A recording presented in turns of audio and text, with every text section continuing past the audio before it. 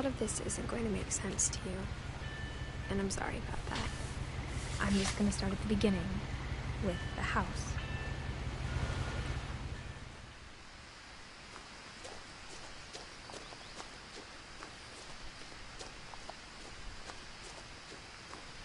I lived here until I was 11, but I wasn't allowed inside half the rooms.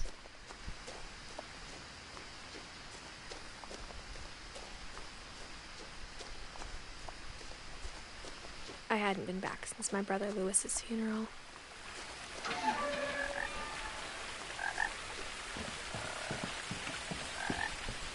In her will, my mother left me a key, but didn't tell me what it unlocked.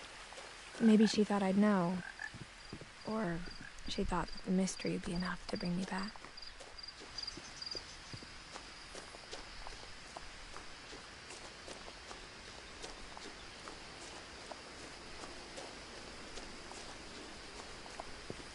The truth is, even after I inherited the house, I never thought I'd come back to it. But now I had questions about my family that only the house knew the answers to. The woods around the house have always been uncomfortably silent, as if they're about to say something but never do.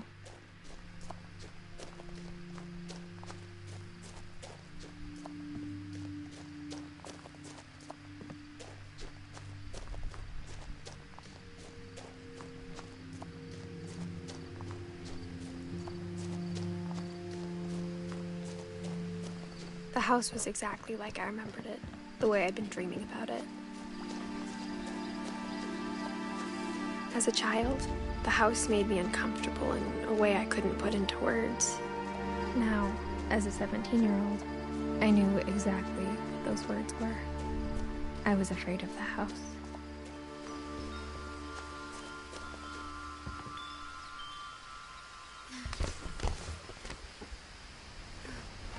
Crawling through the doggy door used to be a lot easier when I was 11.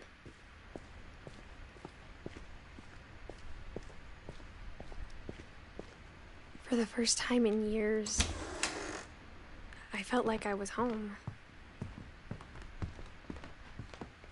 Nothing in the house looked abnormal. There was just too much of it, like a smile with too many teeth. After Milton disappeared, Mom sealed up all the bedrooms. Then Edie retaliated and drilled peepholes. I spent a lot of time playing in Great Uncle Walter's room. Lewis told me there were secret passages, but I never believed him. Turns out, my mom was really good at keeping secrets. Now it was time to find out what my mom had been afraid of. Reading this, maybe it sounds like I had a plan, but I had no idea what was behind the door. Just like I had no idea where all this was gonna lead.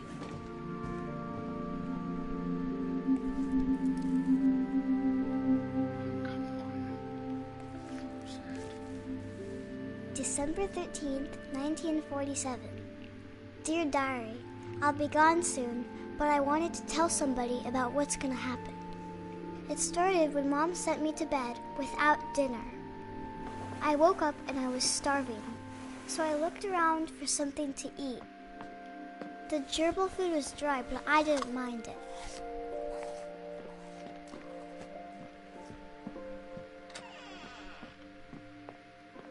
I ate a lot of things that night.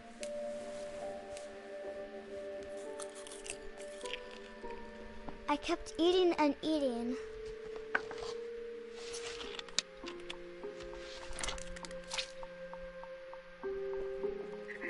Then I heard chirping outside my window. It was a barn swallow going back to her nest. I reached out for her.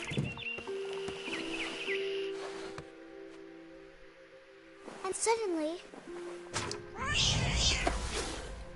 I was a cat. I tried to be quiet, but the bird was really scared.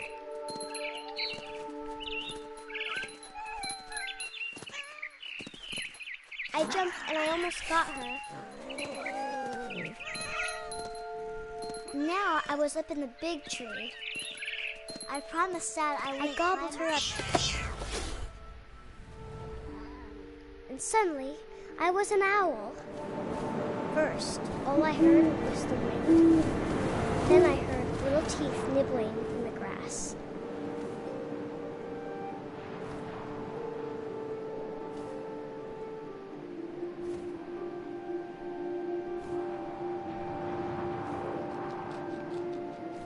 Rabbits.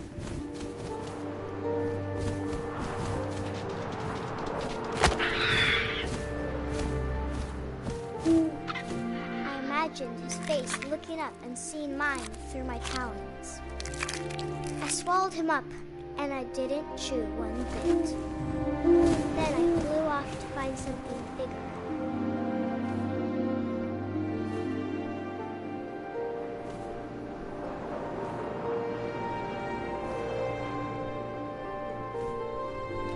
A mama rabbit.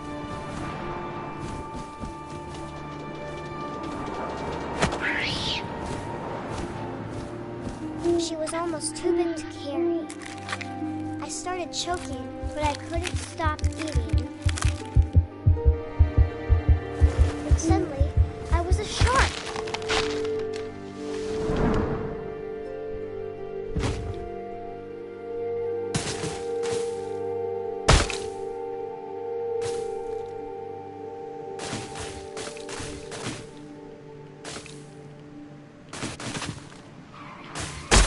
I rolled off a cliff and into the ocean. Now, I was hungry than ever. I wanted fat, juicy seals.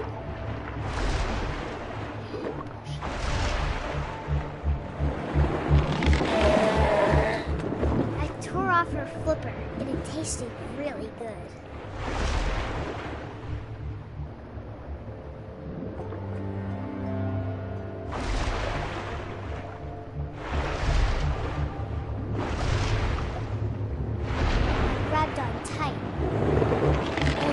So hungry, I jumped out of the water. When I opened my eyes, everything had changed. Now I was a monster, and I smelled people everywhere.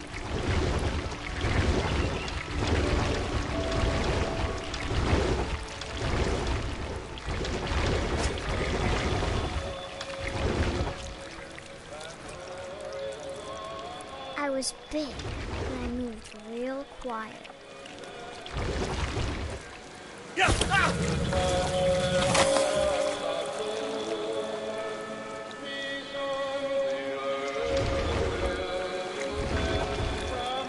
I wanted to stop, but also I didn't.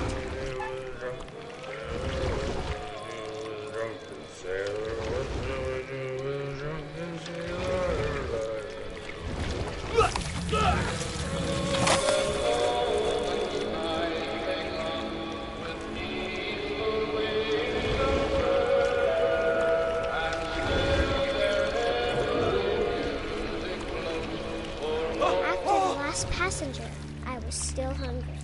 And across the water, I smelled something new. Something I had to have, so I swam towards it.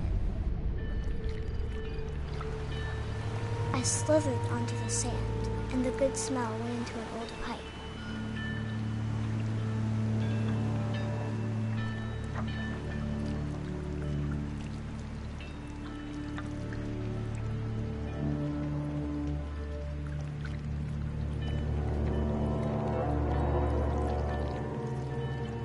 I got closer and closer.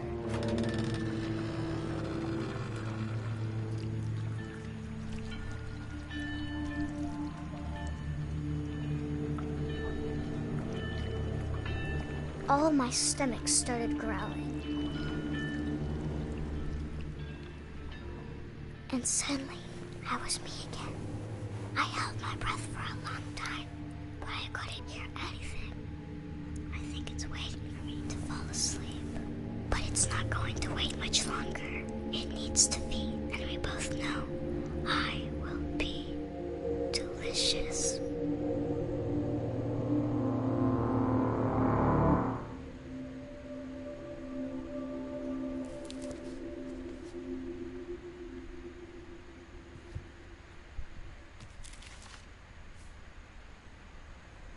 I'm not sure if I believed all of that, but I'm sure Edie would have.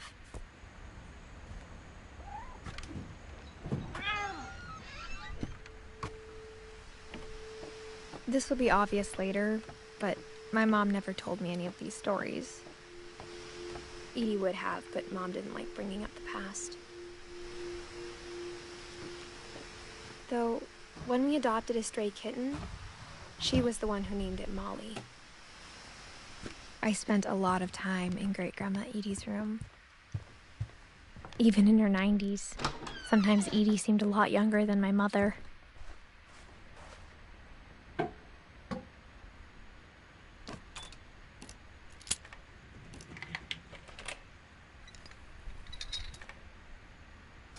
There's a secret in this bathroom. It's in the last place you would look. It isn't in the cupboard. It's hidden in this book.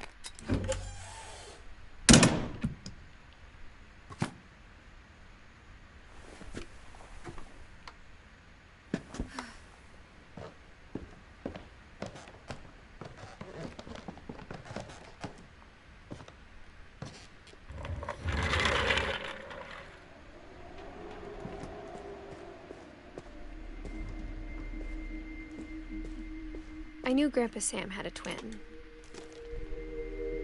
and that he never talked about him.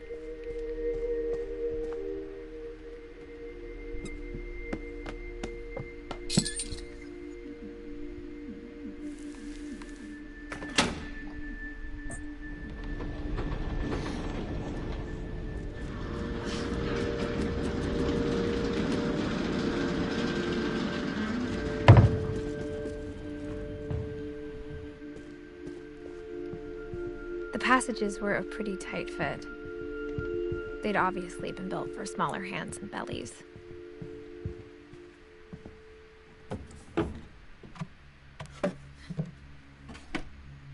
Growing up, I always thought of Barbara as a child star. Of all the stories people wrote about Barbara's death, I'm surprised Edie saved this one.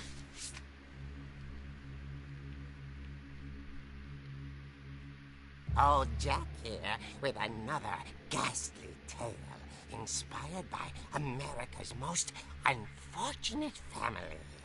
I'm calling it The Surprise Ending of Barbara Finch. As a child star, Barbara was famous for her scream. Now at 16, she was all washed up. A has-been. But in a lucky break, she'd been asked to perform her signature scream at a local convention for monster movie fans. It was just the boost her career needed. Unfortunately, her scream hadn't aged well. Getting better. I think you just need the right motivation.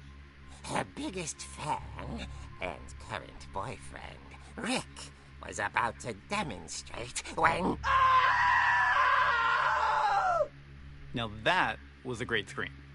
It was Barbara's father, Sven.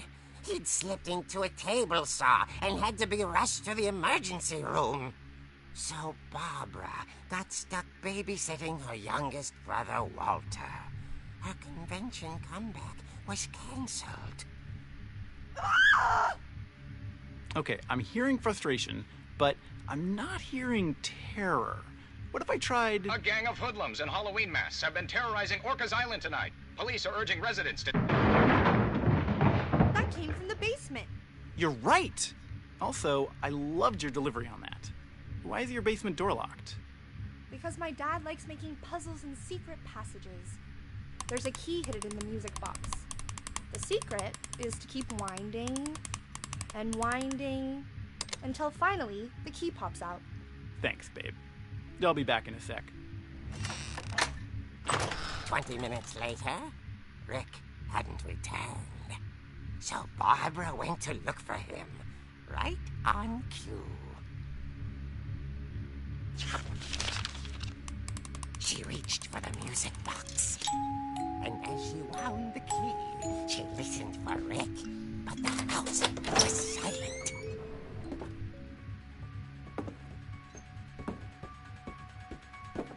Rick? She found Rick's crutch and imagined the worst.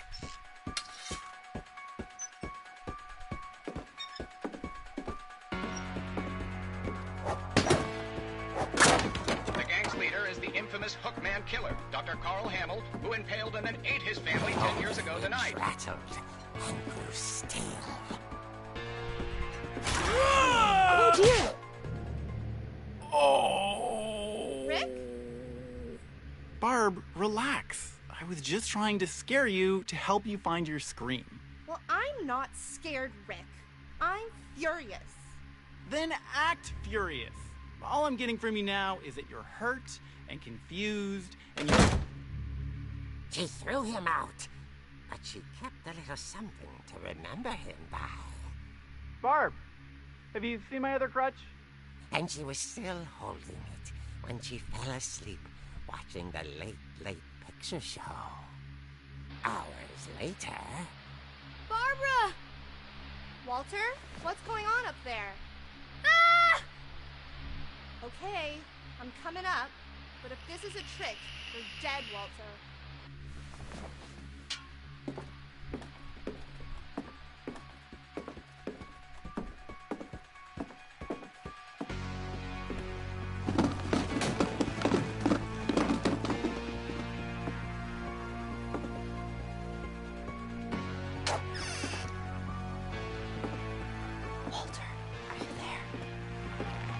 Walter had vanished, but his bedside radio was still on. Orcas Island police describe the man as 6 feet tall, with a steel hook for a hand. Residents are urged to lock all doors and windows and notify the police of any suspicious activity. Barbara turned, saw the hook man, and was speechless. He was quite smashing. And he was. He couldn't get enough of it. She played her part beautifully.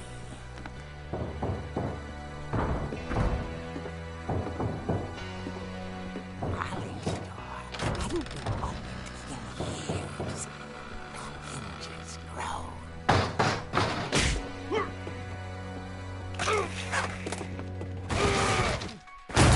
He wasn't moving, but she sensed the story might not be over yet. The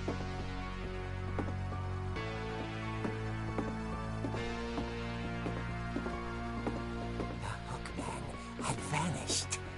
She listened for his breathing, but all she heard was... At the door, she heard whispering. It was coming from inside the house.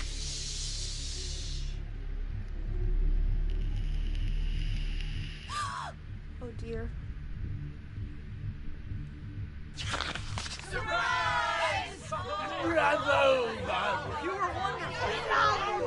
The monsters had come to surprise her. For Barbara, it was a dream come true. Then she saw what kind of monsters they were, and she realized what was about to happen. She was going to be famous. And with her final breath, Barbara Finch gave the performance of her life.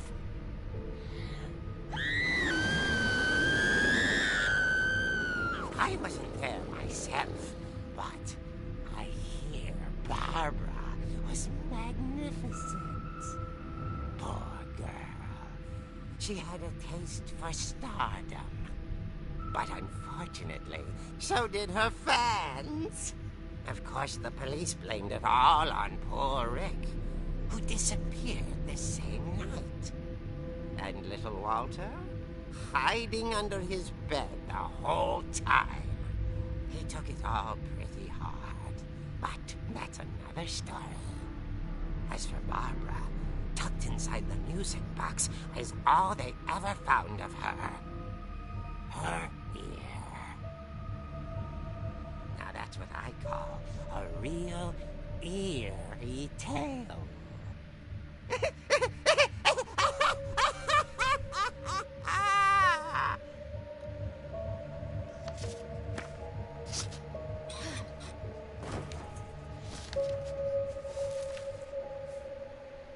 Edie told me all Barbara wanted was to be remembered, as absurd as that comic was.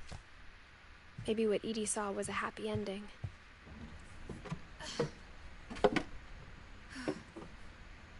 I guess now I know why Mom didn't like me playing with the music box.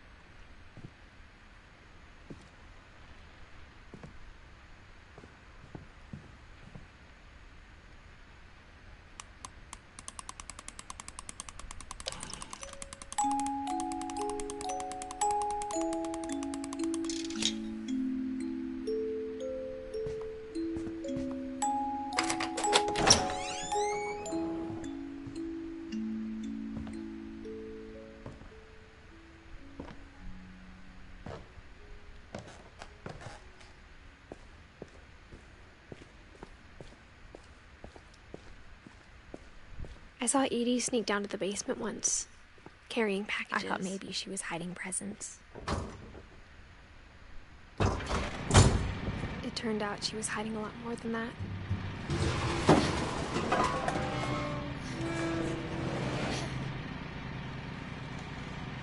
I remember asking Mom once about where Walter had gone. She said after Barbara died, he got as far away as he could. If there's a pattern in all these stories, I think it's that none of us has gotten very far.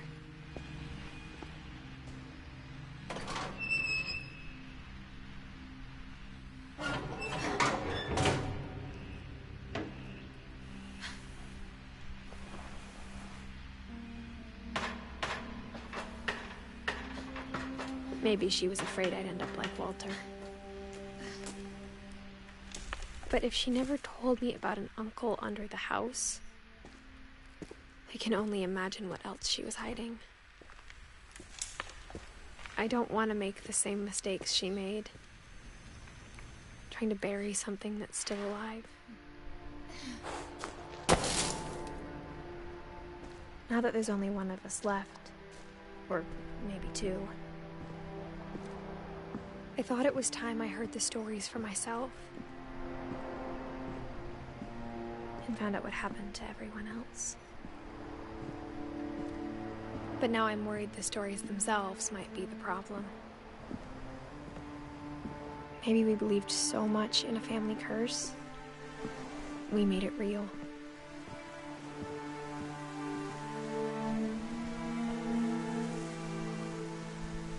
I don't know if I should even be writing this.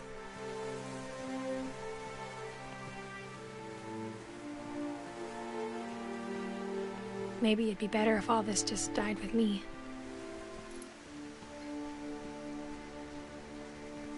But I thought you should know about your family.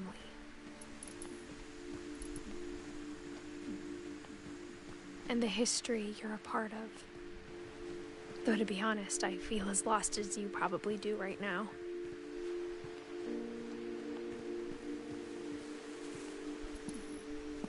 I think the people in these stories believed them. For what that's worth.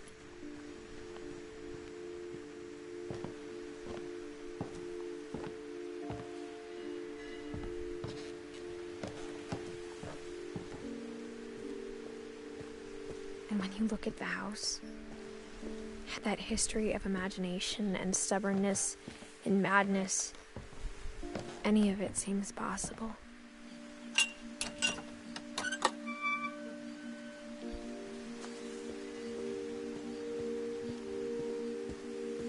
I think we've been surrounded by death for so long, we've just gotten used to it.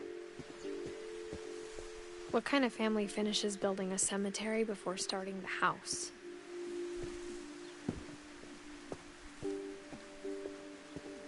It's embarrassing for me to admit this, but The pet cemetery made me more uncomfortable than the human one. 3 of the gerbils were mine, and 2 had been my fault.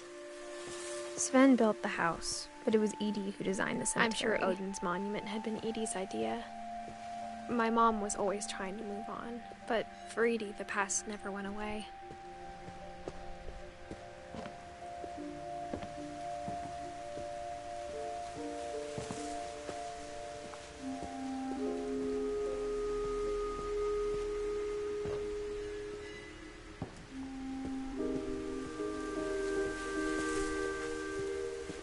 There's so many things I wish I could ask my mom now. Part of me thinks this is what she wanted all along. For me to come back someday and find everything out for myself.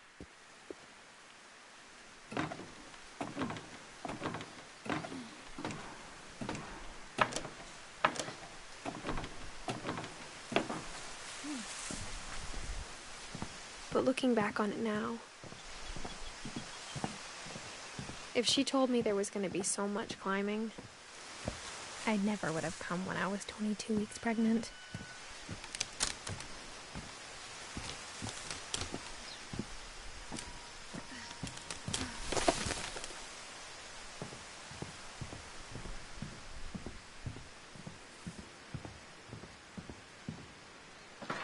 I never met Grandpa Sam, but I think he and my mom had a lot in common. They were both pretty intense. Sam spent his life shooting photos, but Mom said he got nervous being in front of the camera.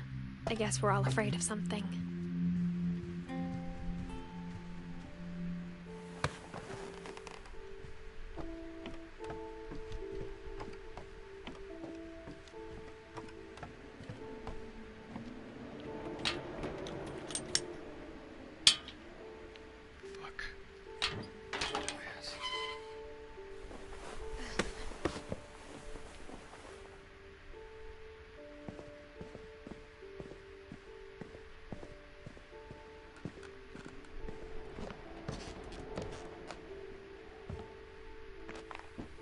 My mom moved up to the loft after her brothers died. At the time, it was as far away as she could get.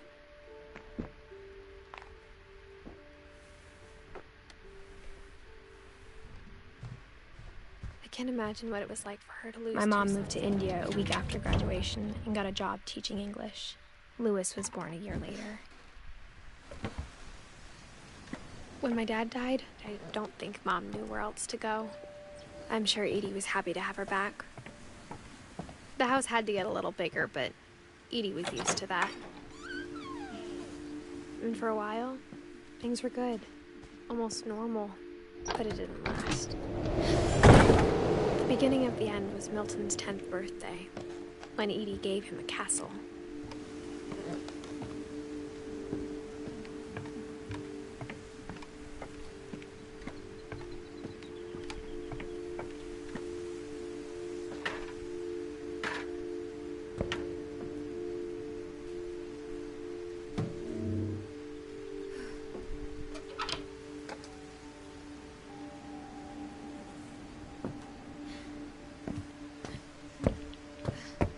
Louis's room smelled very, very familiar. That part of him lived on.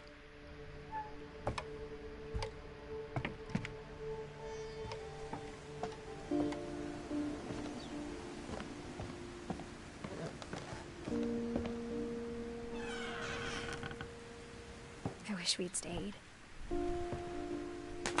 But I understand why we left. What happened that night had been coming for a long time. Maybe it should have come sooner.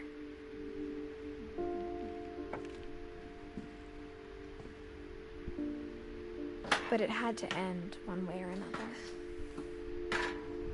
All that's left now is to tell you about that last night.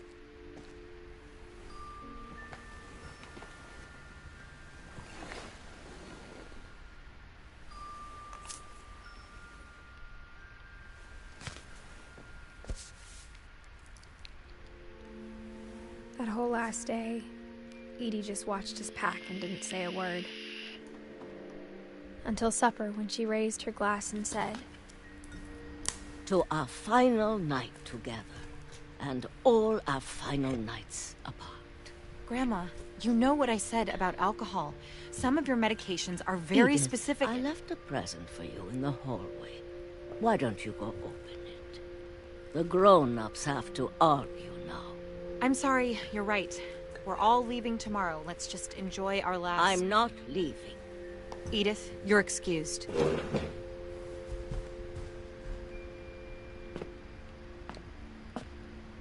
The power had been shut off that morning, but Edie always had plenty of candles.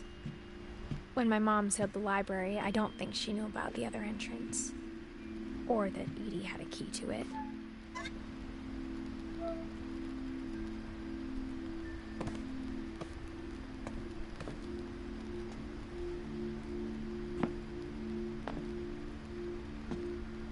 That thing you're afraid of isn't going to end when you leave the house. Edith has a right to know these stories. My children are dead because of your stories. We'll have the nursing home send a van for you in the morning. Okay? Dear Edith, there's so many stories I wish I could tell you, but there's only time for one. This is about what happened on the night you were born. That night, the tide went way, It was the first and last time I ever saw the old house aground. There'd been an earthquake out in the middle of the ocean. They called it the lowest tide in 1,000 years. God, it smelled awful. You know, I've seen that house every day of my life. But I never thought I'd go back to it. When the fog rolled in, I lost my way.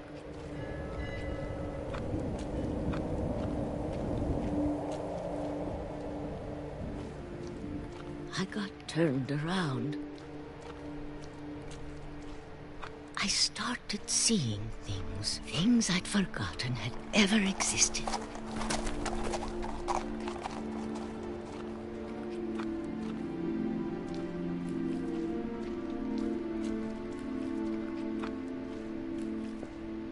But when I saw them, they felt like old friends. That night, a lot of things came back to me. Or maybe I came back to them.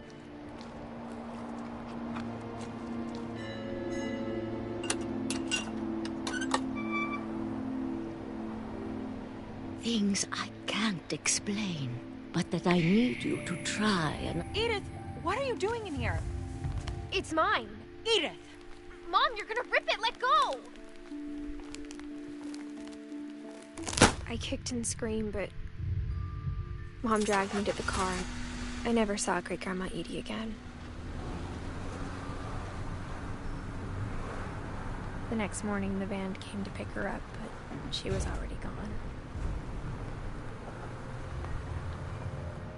After that, we moved around a lot.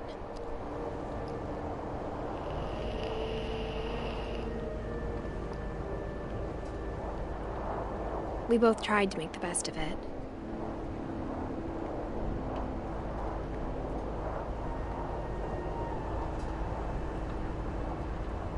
A few years went by.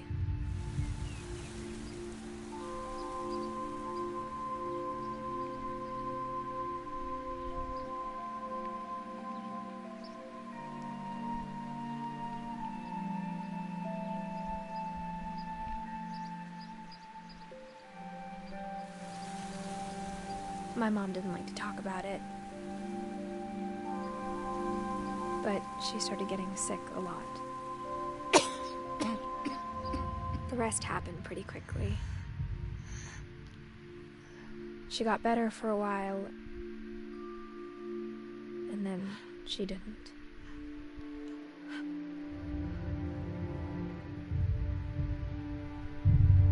And then I was alone.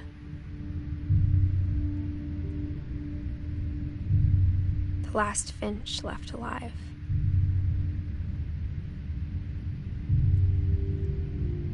until I found out about you.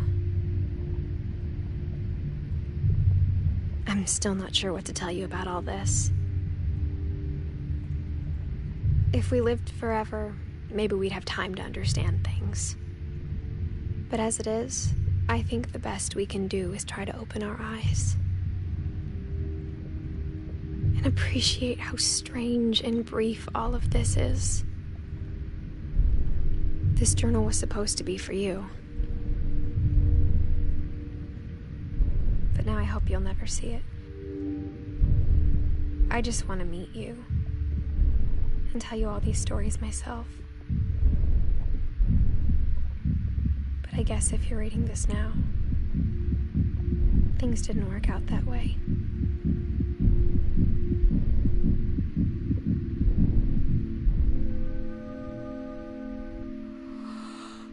This is where your story begins. I'm sorry I won't be there to see it. It's a lot to ask, but I don't want you to be sad that I'm gone. I want you to be amazed that any of us ever had a chance to be here at all. Good luck.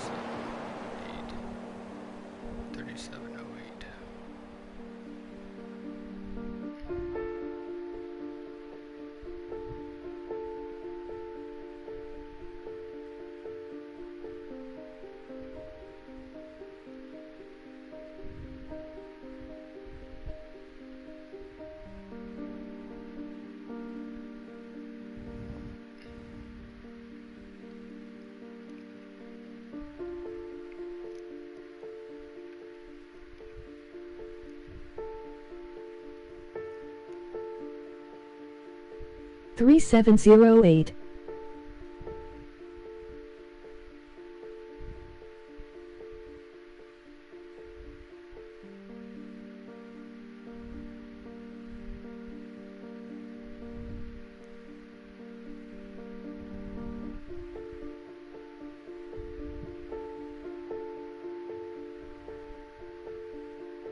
WRPB by 31 seconds.